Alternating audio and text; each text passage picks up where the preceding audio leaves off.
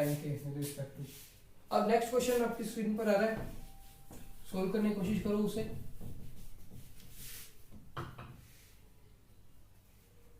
Next question है, uniform cylinder of radius R, length L and uniform sphere of radius R release from an inclined plane. यानी आपके पास एक inclined plane दिया हुआ है, एक सिलेंडर है वो नीचे आ रहा है और एक बार एक स्फीयर है वो नीचे आ रहा है। अब वो कहते हैं जब बॉटम पे पहुंच जाएगा तो उसकी स्पीड v है।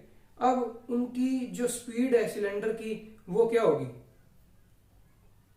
ठीक है। तो सबसे पहले स्फीयर की स्पीड निकाल लेते हैं और फिर उसके बाद अपन क्या करेंगे, सिलेंडर की निकाल लेंगे। ये स्फीयर दिया हुआ आपको जिसकी रेडियस कितनी है r है। अब जब ये यहाँ पे रोल करेगा तो इसकी ट्रांसलेशन एनर्जी भी होगी और रोटेशनल एनर्जी भी होगी। ये मान लो आपको हाइट दी हुई है h, हाइट नहीं दी हुई है, कोई बात नहीं, हाइट नहीं दी हुई तो अपन वैसे निकाल लेंगे। तो ये आपके पास इसकी हाइट है, यहाँ पे एनर्जी कितनी है, पोटेंशियल एनर्जी mgh, ठीक है। ये एनर्जी कितनी है mgh। जब ये नीचे आ जाएगा इधर तो इसके पास जो एनर्जी है सारी क्या हो जाएगी, काइनेटिक एनर्जी, और वो कितनी होगी, half mv² plus half i omega square. और स्फीयर का मोमेंट ऑफ इनर्शिया कितना होता है, 2/5 mr², हाफ mv², और ये कितना है 2/5 mr², और ओमेगा स्क्वायर कितना होता है v²/r²। तो इसको सोल्व कर लो, कितना आएगा, m तो कैंसिल हो जाएगा, mgh m कैंसिल हो गया, तो ये बनेगा gh, ये आ रहा आपका r² से r² कैंसिल हो गया, तो ये बन रहा है v²/2 कॉमन ले लेते हैं, ये आ रहा है 1 प्लस v²/2 कॉमन, तो ये आ रहा है 2/5, तो 2/5, 5 एलसीएम आ गया 7/5, ये कितना आ गया 7/5, तो v² कितना आ गया 10gh/7। तो v² स्फीयर के लिए अपने पास कितना आ गया 10gh/7। सिमिलर जब सिलेंडर के लिए करेंगे तो अपने पास क्या दिया हुआ आपको, सॉलिड सिलेंडर, वही h वही थीटा, इंक्लाइंड प्लेन सेम है। अब क्या करेगा, सॉलिड सिलेंडर दिया हुआ है जिसकी रेडियस कितनी है r है और लेंथ कितनी है l है। जब ये नीचे आएगा तो इसकी पोटेंशियल एनर्जी कितनी है, पहले mgh, जब वो इधर आ जाएगा बॉटम पे तो सारी की सारी एनर्जी क्या होगी, काइनेटिक, वो कितनी होगी, हाफ m v1²। मान लेते हैं इसकी वेलोसिटी यहाँ आने के बाद v1 हो जाएगी, क्योंकि वो v1 और इस v के बीच में तो अपने से रिलेशन पूछ रहा है, v1² प्लस रोटेशनल एनर्जी कितनी होगी, हाफ i ओमेगा², ठीक है। तो ये आ गया हाफ m v1²। i कितना होता है सॉलिड सिलेंडर का, mr²/2, 1/2 mr²/2, और ओमेगा² को क्या लिखेंगे, v²/r², v कितना है इसका, v1²/r²।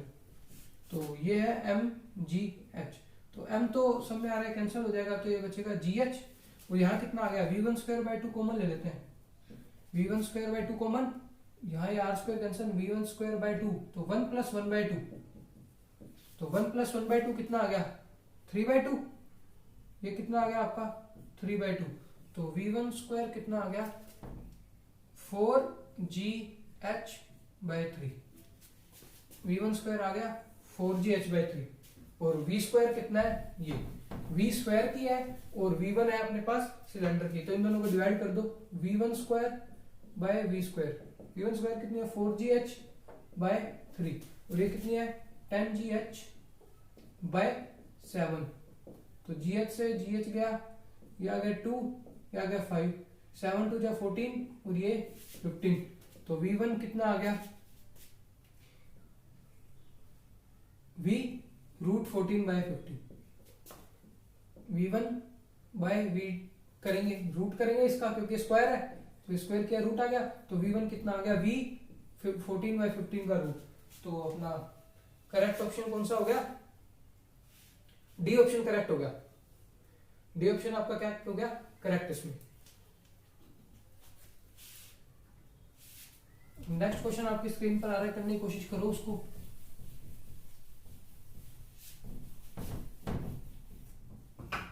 मैं पढ़ रहा हूँ, 5 मार्क्स के क्वेश्चन शुरू हो गए, अब 3 क्वेश्चन आएंगे 5 मार्क्स वाले।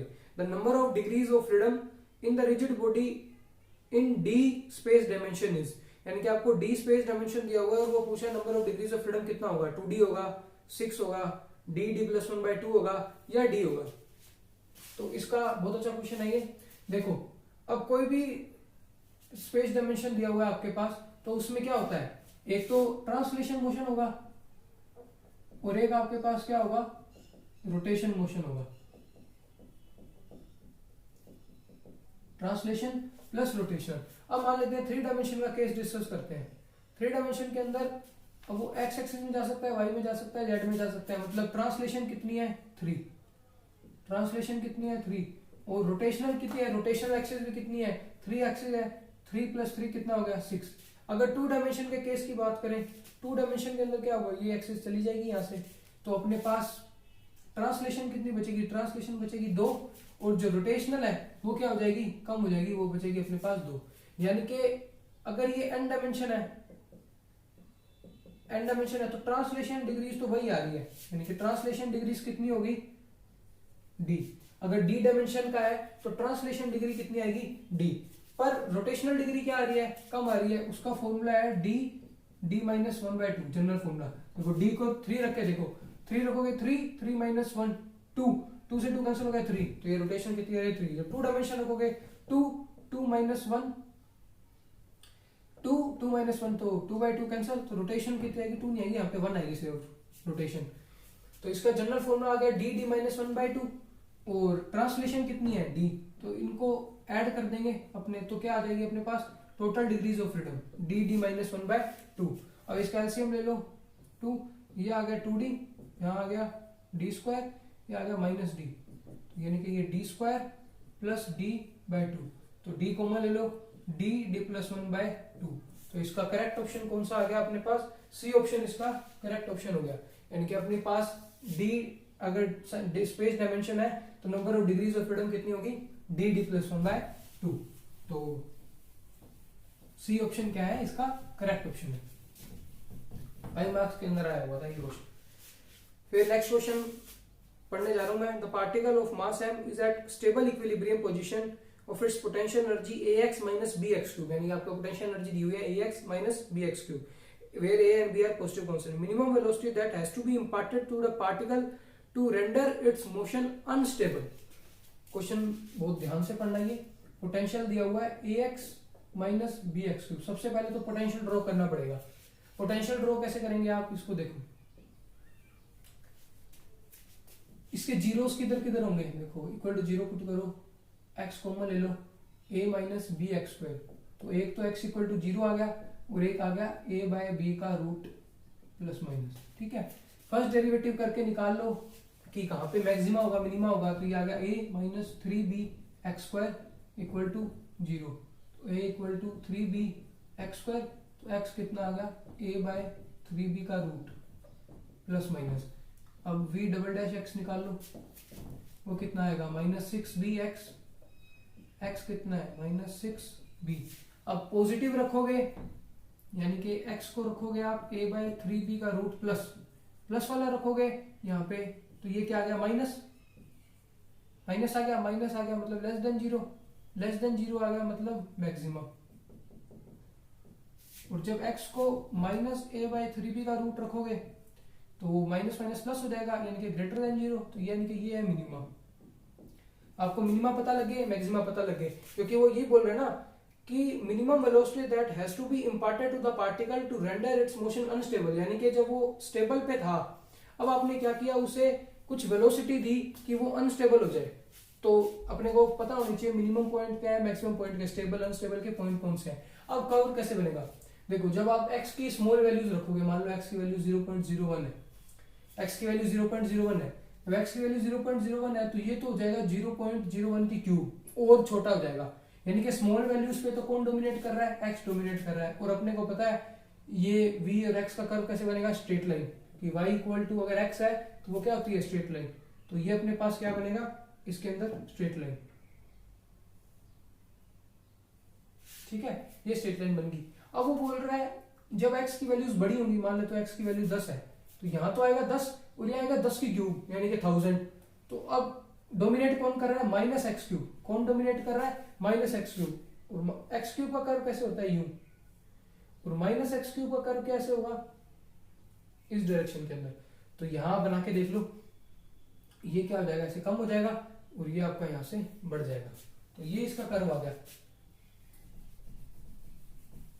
और आपको अगर इसको समझना है तो इसके लिए ना एक वीडियो बनाऊंगा मैं, जिसके अंदर अपने इंटरव्यू में क्वेश्चन पूछे जाते हैं, जैसे कि कर्व ट्रेसिंग के लिए और फेस स्पेस ट्रैजेक्टरी के लिए भी एक कर्व बनाने अपने को आनी चाहिए। तो फेस स्पेस ट्रैजेक्टरी का पार्ट 1 आ चुका है, पार्ट 2 आएगा ना, उसके अंदर अपने डिस्कस करेंगे ये फेस स्पेस ये कैसे बनते हैं कर्व। यहाँ के लिए एक बार देखो, अब 0 पे आपका क्या है, x 0 है, और मिनिमा किस पे है, मिनिमा ये रहा यहाँ पे -a/3b का रूट, और मैक्सिमा किस पे है, a/3b का रूट प्लस का, ठीक है।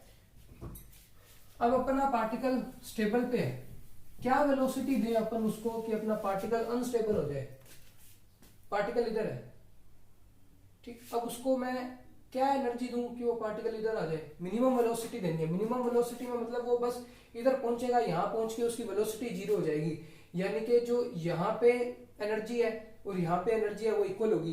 क्यों, क्योंकि ये अपने पास डिसिपेटिव सिस्टम नहीं है, कंजर्वेटिव सिस्टम दिया हुआ है आपको, तो यहाँ जो एनर्जी होगी वो यहाँ इसके इक्वल होगी। तो यहाँ एनर्जी कितनी है, काइनेटिक एनर्जी आपने कुछ वेलोसिटी दी ½ mv², वही निकालनी है।